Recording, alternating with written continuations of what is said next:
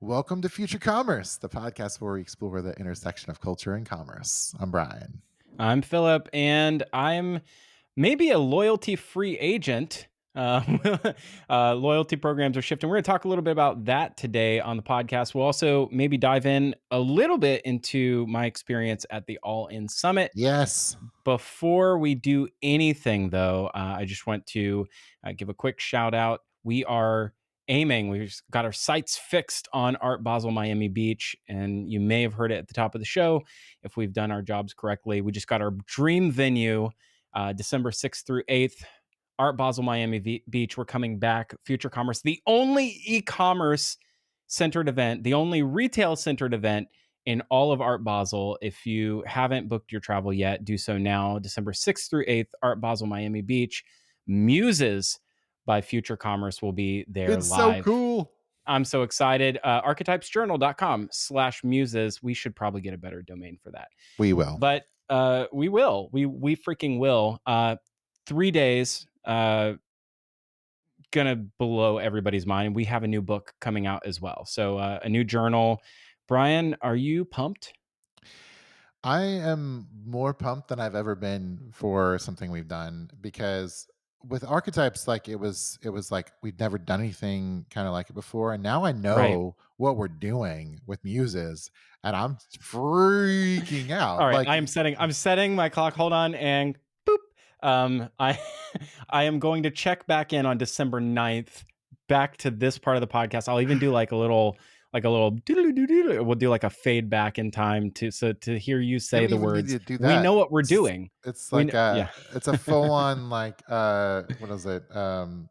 Arrested Development flashback. Yeah, That's we just need a little flashback, little prequel action. We were going to have a full-on art exhibition. We have incredible artists lined up. We've hired the world's best curator for the Art Basel scene to come out. Tam Grin, who has done work with Showfields and every brand under the sun, Sotheby's. Just incredible work in curating. We're bringing Rebecca Condrat, the DTC IRL brick and mortar retail pop-up wizard herself and her whole team along for the ride, and none other than Linda Strawberry is coming back yet again with artist credit of her own yeah. right. Incredible musician and artist herself, but she is styling and bringing creative direction to the book and to the event, and it's going to be an incredible 3 days, December 6th through 8th. I can't say it enough. Art Basel, be there with Future Commerce, the only e-commerce and retail centered event for the retail and e-commerce community. If you want to know about the future of commerce, I think it's going to happen, and we'll tell you all about it at Muses by Future Commerce. Okay, let's shift gears a little bit. Brian, you're a Delta guy. I am and no longer a Delta guy. I just looked at what's going to be required to maintain status next year, and it's not going to happen. I mean, it's not. There's the incentive to do it. Oh, it's over, man. And So it's too bad because I love flying Delta. I do. It's just not worth it. It's really not worth it. I'm gonna have to become a United guy or something. yikes. That sounds awful. Or even worse, Alaska. I don't want to become Wow, an wow. Alaska guy. Like, So it's the options are pretty clear. You either get dragged down the aisle kicking and screaming to exit yeah, the plane, or I mean, Alaska has a nice lounge system, but they do have a good lounge system. Alaska's not the great. I mean, just not the greatest experience as far as I'm concerned. I've flown a lot of Alaska, Fort Lauderdale, Seattle. Yeah, they Um, never have like screens in the backs of seats, which I appreciate ugh, because I hate having to run down ugh, my battery, even though I could plug it in, but it's like another thing to have to ugh, plug in and manage, and like yeah, miserable. the seats. Oftentimes, it feels like the planes are a little aged and A like little.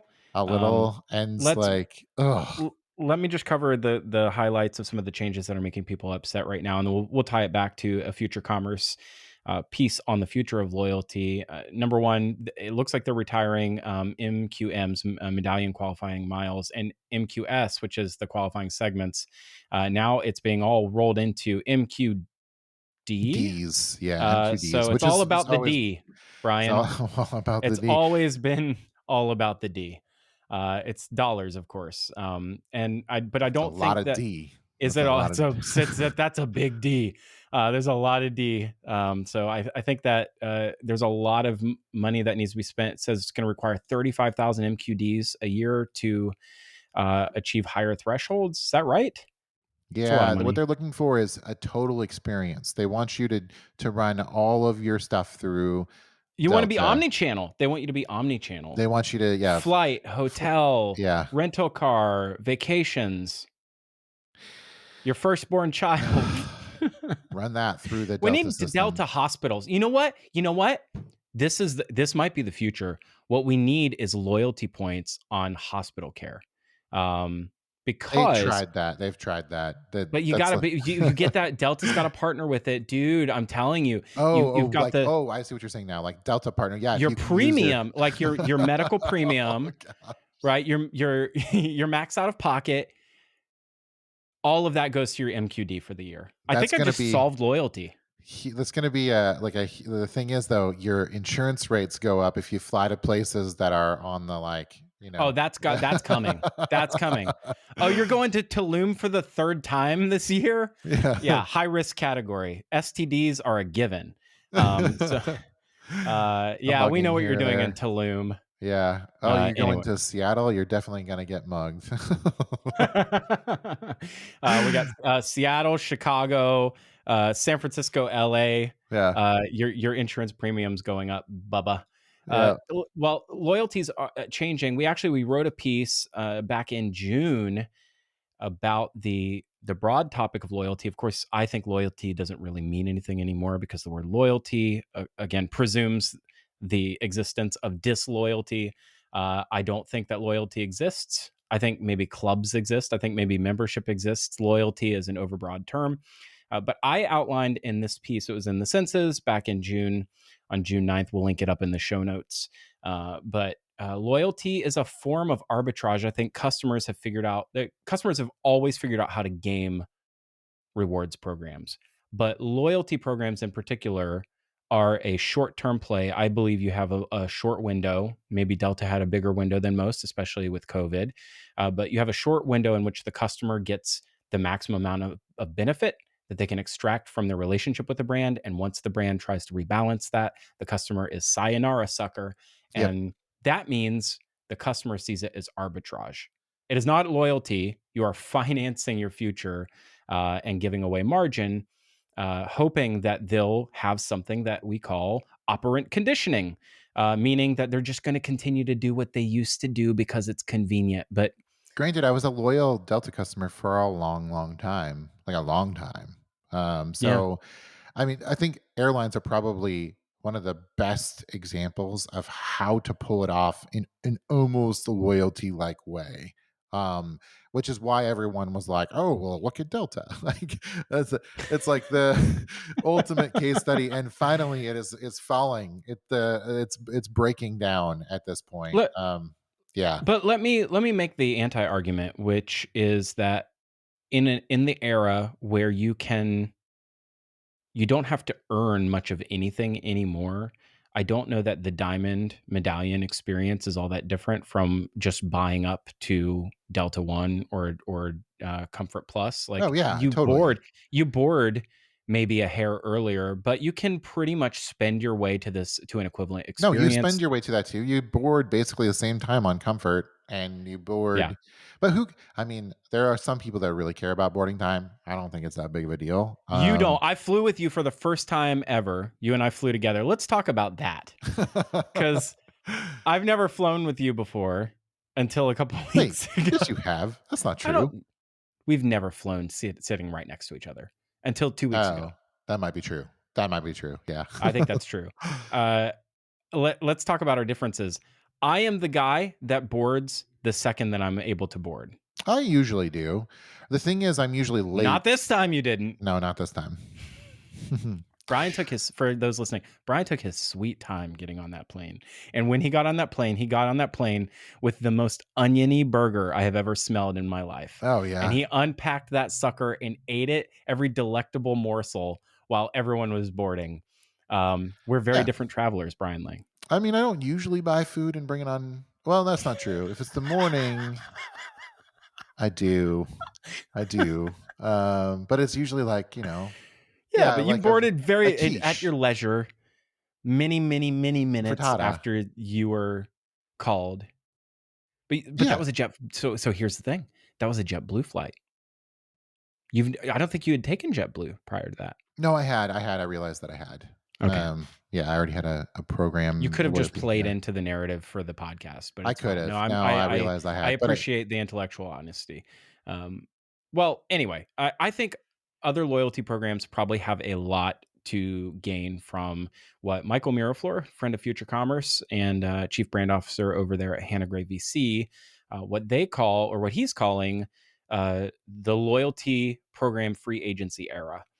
And linking that up to, well, what does that mean? What is a free agent, by your definition? What would a loyalty free agent look like, Brian? it means you sign up for a while and then you leave. It's like, any other kind of, like, it's NFL season right now. What happens with free agents? They can sign places if they get the best offer, or if the perks are right. They might want to target a city because that's where they want to be, or whatever. Like, there's lots of reasons why someone might join your loyalty program, but they might leave as well because guess what? Contracts end. And that's what Delta's made perfectly clear. It's actually our program, not your program. Sorry, like, we do what we want Yeah. to do. Well, I feel like there's a bigger story happening here too, which is where do people, or, what causes the behavior of being loyal to a particular brand? And it's always where the incentive lies. And so, in the world of, there was another story that we'll have to find, and possibly if we do our jobs well, if I remember, we'll link that up in the show notes too. But something to the tune of like 1% of GDP is tied up in Delta branded credit cards. Um, and I think that that's because the world does revolve around this value extraction and trying to maximize your benefit that you get through spending through a charge card, right? Yeah. So in reality, the loyalty free agency era is going to be defined by those who do status matching across programs and invite those people that are running away from Delta in with open arms. And then it all begins again, I right? It'll almost all begin again. I almost went for it earlier this year. I should have, to Alaska. I was so close to just pulling the They will trigger, be and happy to have your business right now, Brian. I know. No Now, well, problem. now everyone's flooding over, so they'll probably end status match. Actually, Potentially, but yeah, when you look at the amount of volume and the guarantee of business that will come, the halo effect on the industry will be, where do you want to be in the world? And so, you know, JetBlue has found a way over the years to partner with, other businesses. Like for overseas, they had a partnership for many years with Aer Lingus. For Hawaiian Airlines, they had a partnership. I think Air Portugal and some others. They had for a long, long time now, which has now been ruled as illegal apparently and monopolistic. But they've been peering with the Northeast Alliance, I think, is what they called it, with American Airlines. And now this merger that is, definitely in question with Spirit Airlines gives them a very large footprint in North America. JetBlue might be the next, uh, loyalty program to be targeting if you're rushing away from Delta. But it really depends on what cities you want to be in that's most right. frequently. Yeah, Yeah. that's the problem. That's why I'm looking at United and So Alaska guess what? because, It really yeah, it comes back to, well, where in the world are you trying to that's be? right. And most of this travel, I really believe, comes down to business travelers. I think a Correct. good volume of it is business travelers who are trying to maximize their value away from home. You can't change where your headquarters or where your customers are. Well, maybe not, right? Well, yeah, I think Yeah. So you're going one to be last comment constrained on by this current routes. interesting. Yeah. Yeah. Go ahead. There was some criticism out there, a lot of tweets about how, or whatever we call them now, about how, X's. um, I don't know, uh, the like, oh yeah, like, poor upper middle class America is like freaking out about Delta. Like, this is where all the money, that 1% of GDP, sits in upper middle class America, and like they care about it because Only let's one be percent. honest, let's be honest, like one percenters don't care about this at all. Like people who are elite rich, actually genuinely rich, don't care about this Mm, kind of thing. They're going to get treated differently by airlines or they're flying private, right? So yes. so it's really upper middle class that's being affected by this. The thing is though, to your point, Philip, it's all business travel that mostly business Yes. travelers that really care about this because they're the ones that are flying on a regular basis. Like you and I kind of fit that mold very well, actually. And We did, yes. Yeah, we we did. did, yeah. Uh, Maybe we still do. Not yeah, me as much, that's for yeah. sure. I'm still traveling, 1 to 2 times a month, Sorry. and I will say this about that: flying is in general a terrible experience. It's almost like it's it's like you have to deal with the government and you have to deal with schedules and you have to deal with Yeah. weather and you have to deal with airports which suck. Like the the whole system is just one giant pain fest. And the reason why people obsess over their airlines and over their miles, yes, it is definitely to get the benefits, the points, and so on, but it's also to just know that it's not going to suck so much to go through the process of flying because you do it so often. It is. You're just trying to And reduce yeah, friction. That's really what it comes down to. reducing pain, reducing Right. it's those miles hit you as a person. They do. There's a toll, But and you're I have trying to reduce the let me toll. let me give an alternative perspective because I came to this realization, uh, in 2019, I traveled 30 out of the 52 weeks in the year, and that was all for business, way back then, back in my agency days. You remember it well. Yes.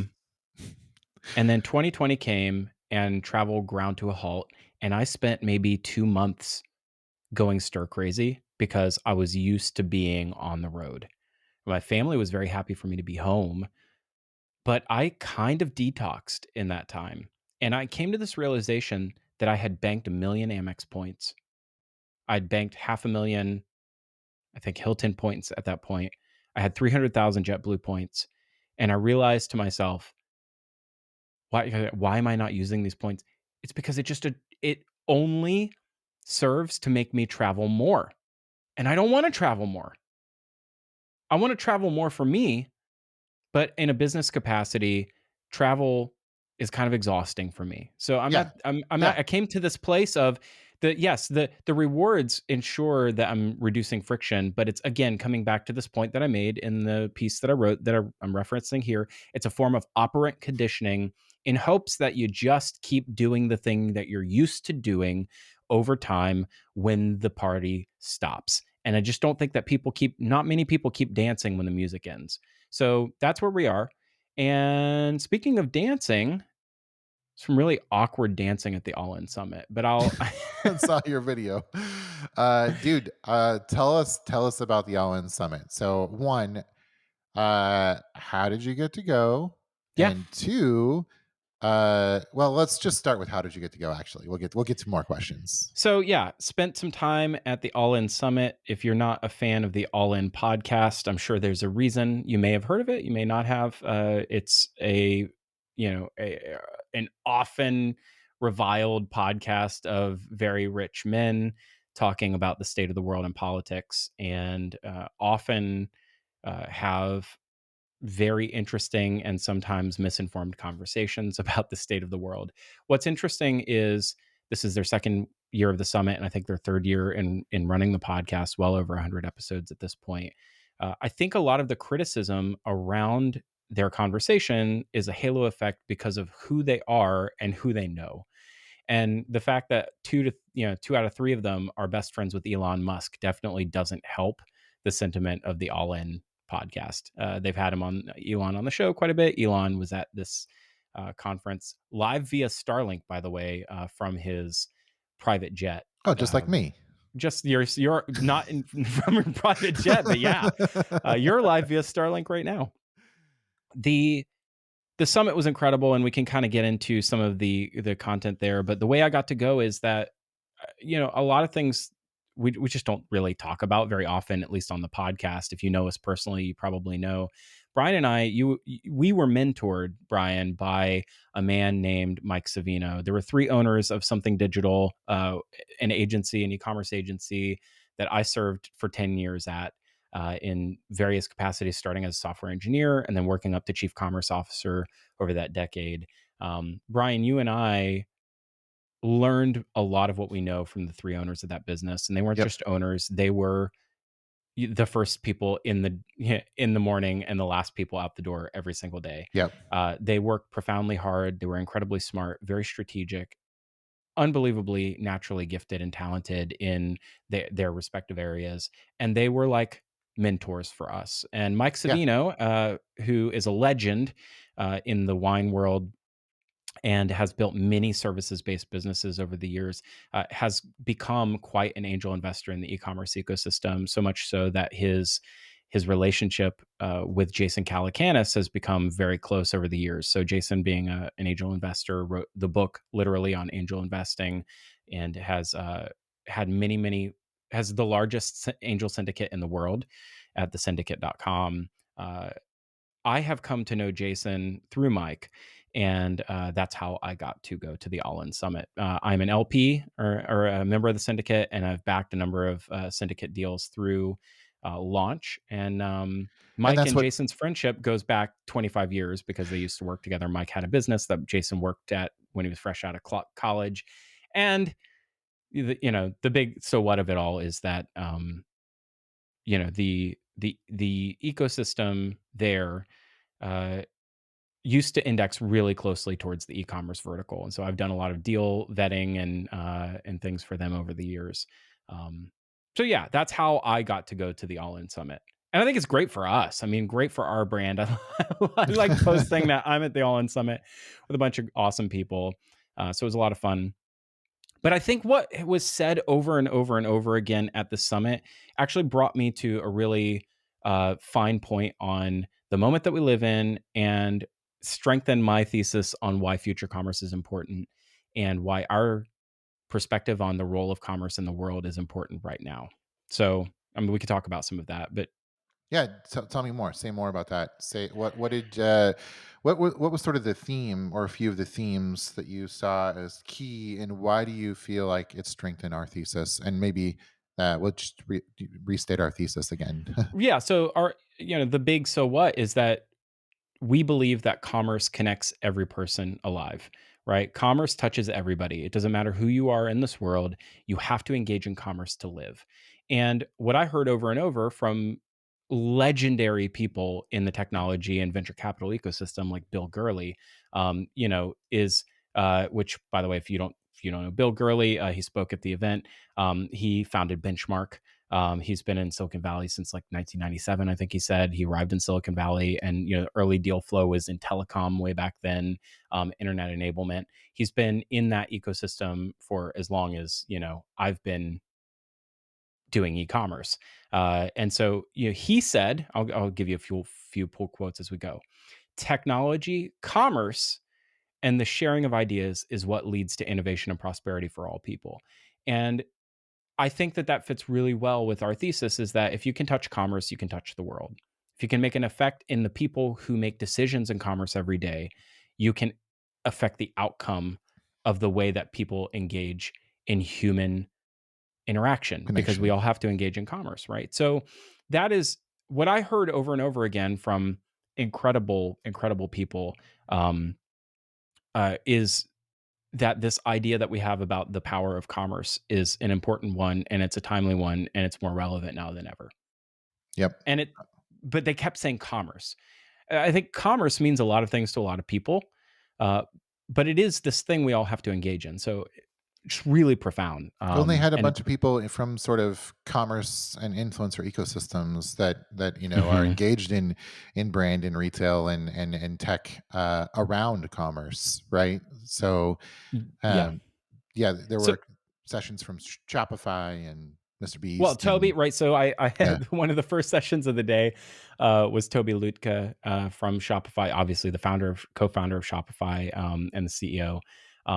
He, I met him for the first time at at the event, I name dropped friend of Future Commerce, Gil Greenberg. He says, loves Gil. He and Gil are quite close. Gil, obviously is a mover and shaker these days in the ecosystem, in the Shopify ecosystem. But once upon a time was our colleague Brian at Mhm. Something Digital. Yep. A lot So of talent at something digital.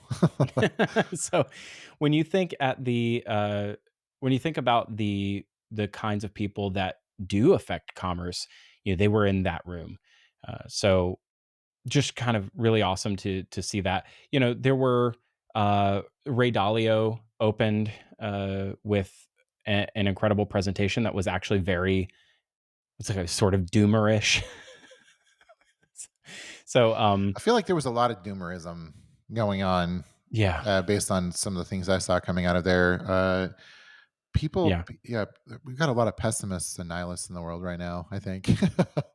Well, yeah. I mean, Ray Dalio, uh, wrote this book, The Changing World Order. He's written a number of books, Principles, and then also The Changing World Order. His talk was based on the Changing World Order. He has been talking about a impending conflict with China and potentially in the future India. Um, for I think 4 or 5 years now. And that was the focus of his talk. He did have a quote that I thought was really powerful, um, about the power of commerce. He said, "In the past, conflict and superpower challenges come from commerce and capital." And so this, access to resources and the distribution of those resources and where they go in the world aligned to global superpowers and people who have tremendous amounts of natural resources that the world wants and needs. And that's what creates the opportunity for commerce. It's funny because I remember going back to that like 97, 98 era, the idea of a global information superhighway was that we were going to have a more global commerce world, Right. And and we it would did. create, and it did. It created Yeah. more, also created this incredible rise of China. And the fact is that 75% of GDP and products uh, created, like we hollowed out our own manufacturing in the United States to enable that in exchange for cheap prices. Although, does that have anything to do with the internet, or was that have to do with like Oh, well, it global has a lot to do manufacturing? with a lot of things. I'm not going Yeah. to, like, I can't explain it in the way that, I can do no justice. I was just witness to these incredible conversations. All of the videos will be up for free on the YouTube channel, the All In, podcast YouTube channel. Highly recommend that you check it out. Check out Ray Dalio's uh, keynote. I think the Toby Litka keynote was okay. It was good.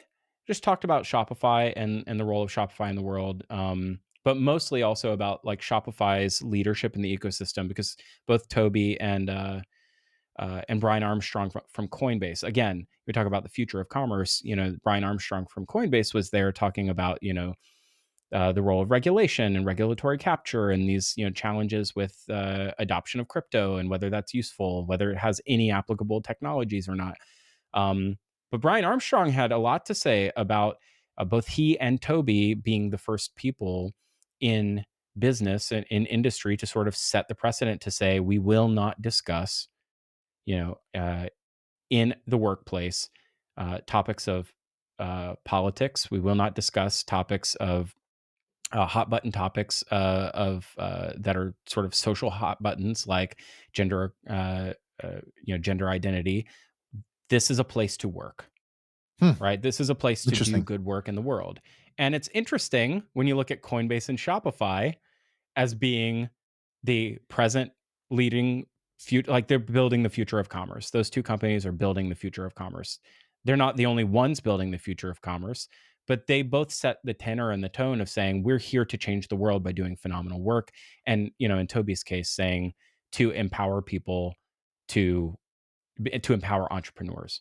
um Now I have other thoughts on that, but they also had people from public policy perspective. Like when you hear all of that, Brian, what do you think about that readback? I think it's really interesting. These are belonging concepts that are like very difficult to determine causes and as a result effects. So Mm, the unpacking the why to understand the what's next, like the why we got here, how we got here, is it's actually just as difficult to like understand how we got to where we are as it is to understand where we're going next. And so it's I I think what's interesting, is I feel like for a lot of these really big topics, context can change so quickly. mhm, Like look what COVID did to China, actually. Like China's actually going through a downturn right now and they're mhm, really struggling. And um, you know, is that what we would have predicted going into something like that? um, so sometimes technology changes, mhm, or people change, things change in a very dramatic way, uh, and all of a sudden all of the whys start to shift. People come up with different reasons for why things are headed the way they're headed. And I'm not addressing anything specifically because I wasn't there and I feel like I don't have the No, ability but to I fully I understand what think they're you're bringing saying. up a Yeah. Yeah. you do bring up a good point, though. The fact is that I think public policy, um, and the way that we engage in commerce, especially around trade, has a lot to do with the rhetoric that came out around COVID, right? Mhm. So the shifting priorities of the Trump administration is something that was talked about at this conference. Is that Trump may have had the right policy? Is that we took it too far? We gave China too much power. But the other side of that is the human impact. Is that, well, yeah, I think we all in the United States want to maintain our global dominance. We all want to maintain the US as the reserve currency of the world. It is advantageous for us to do so. I believe in America. Brian, do you believe in America? Of I course I believe in do. Yeah. America. Yeah. Right. So Yeah. I'm a capitalist for sure. But you're also talking about it took 40 years to lift a billion people out of poverty. Yeah. And that's good for people. It's really hard to be terribly negative about like what's good for America, or what might be painful for America, also generated a lot of human good.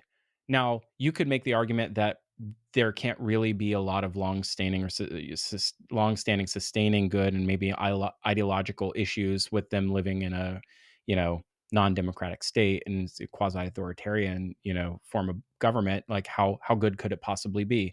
But I do think that like these are complex issues, right? Very complex. Yeah. And I think the the the technology question, it's and it is a big question. Is it could go in a lot of different directions, and I think that that's how like a lot of this is going to change. Is that what actually do people accept and take hold of and think about how to apply creatively. There's still so much about like the implications of the internet are still Yeah. vast, Yep. vast. We are still not applying current technology in ways that are truly transformative.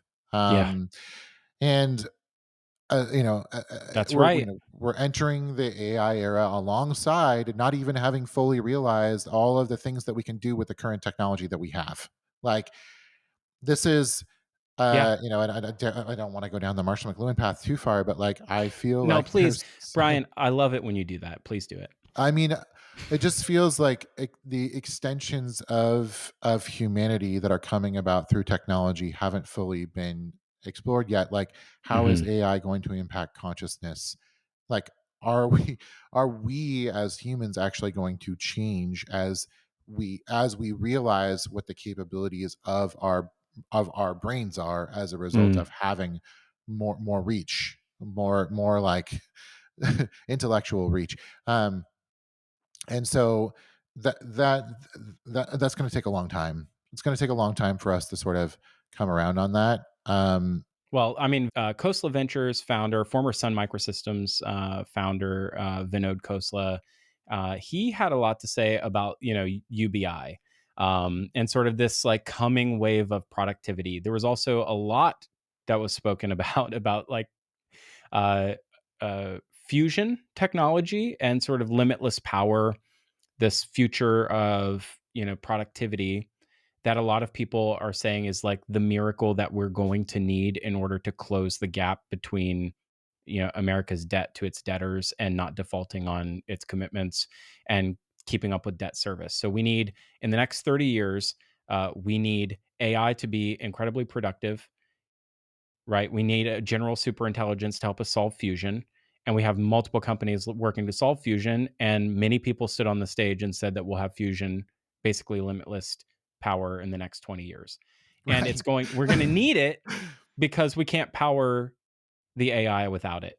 Oh, and by the way, our policies are going to bring us to conflict with China in that time because we're going to try to prevent China from getting access to NVIDIA chips that would power the AI. So Right. these are, And it's this not only do we need those things to happen, but they set us up for more conflict, which is, I think, the doomerism that really makes everything feel kind of hopeless.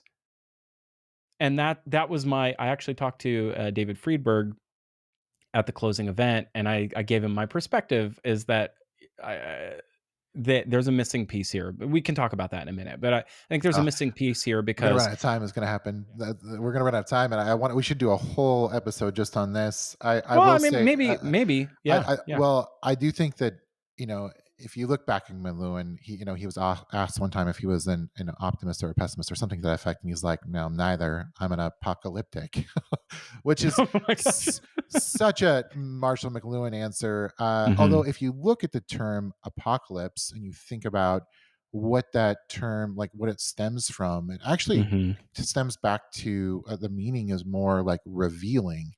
It reveals. It's a revealing moment, and I actually think that's what he was referring to. He's a revealist, um, which I find to be like really interesting. And gosh, I might have to write an article just on that. Well, to coin a phrase from, our friend Mike Lackman of Trade Coffee fame, now the president at Trade Coffee, former CEO. So Mike would say that 78 years without a global superpower conflict is an aberration, right? It's something that doesn't happen very often in human history. Yeah. He would also say that over the lifetime, what he might say, I don't want to put words in his mouth, but We what should he get might Lackman say is on. that if you look back over millions of years of the Earth's history, that is that apocalyptic cataclysms are very frequent as well. So whether they're caused by human doing or not, this Earth has seen apocalyptic cataclysms in the span of human history. In fact, humans, Homo sapiens, have experienced cataclysms in across human history. So we are probably destined to have that happen again. I just, for mine and your sake, I hope that we have technology and the willingness, the human capacity to deal with them when they happen. Because I don't think it's an if. I think it's a when, right? Yeah. It's a very scary, like the universe is a scary place. That it's just true, and maybe all of this technological advancement will help us to persist for longer than and maybe we Well, that's overcome what some the differences. Yeah. former founder of what is it, Braintree believes that as well as that. Mm, what is The that? Oh, Toby had some things to say about Braintree, but I'm sure he did. yeah.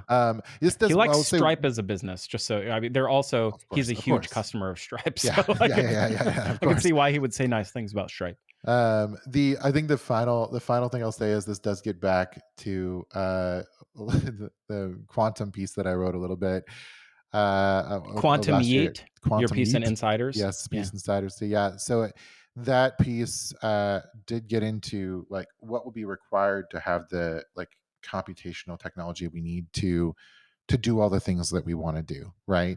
The amount of data we're going to collect, the amount of processing power we're going to need. We're going to need, server farms that span the ocean and Yep. take over the world. The the with fusion power and quantum processing, maybe we'll be able to do it all. Until that day, we're I think we're going to be butting up against limits, and hopefully we can, like you said, hopefully we can get through some of those limits before we get to some brutal moments. Well, I maybe.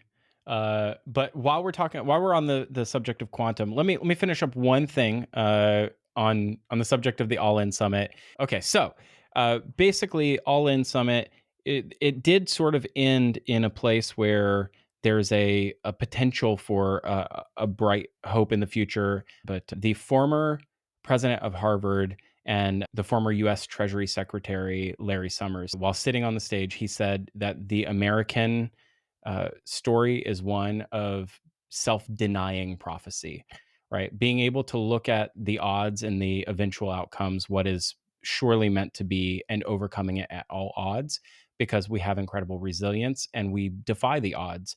We have faced great superpower rises in the past for, Germany, Russia. It could be that we overcome it again. Here's what he said. He said that what is needed is a Jeremiah generation to call people to a new renewal. And the thing that really moved me about that is that speaks very dear to my evangelical upbringing is this idea that there are people that are weeping for the current state of things. They are prophetic voices of people that are like him and like Ray Dalio that are trying to call out to say this is what will be if we do nothing about it. It is maybe it's inevitable, but we can't lose hope that it's a situation that can't be changed. So in that, I feel that there's profound amount of of hope that we could find not in commerce, yes in commerce, but all of the same challenges and systemic distrust that we have of political institutions, we have in religious institutions. And what we talk a lot about in future commerce, especially in visions reports over the last 3 years, is that commerce has followed a lot of parallels at replacing the role that spirituality and community have had in people's lives. And what if we realize that those things just don't fulfill and we need to find within us something that gives us hope? Buying more things, shopping like a billionaire on Temu does not give us hope. But finding community and people of like-mindedness and trying to tap into something greater than yourself can give you hope that defies the inevitability of certain demise. So I think that what I came away with is that I have greater faith in commerce than ever before, but I have greater faith in our ability to find resilience and hope within ourselves to overcome our present challenges. And maybe commerce is just one part of that picture. All right. Find more episodes of this podcast and all future commerce properties at futurecommerce.com. We have 6 podcasts, and our newest one, Visions, is coming out. All of our content from this year's Vision Summit at the Museum of Modern Art back in June, and from our Vision Summit back in June in Chicago. Both of those sessions and 10 episodes are coming your way. Subscribe and so you don't miss out on any of it. Futurecommerce.com/subscribe.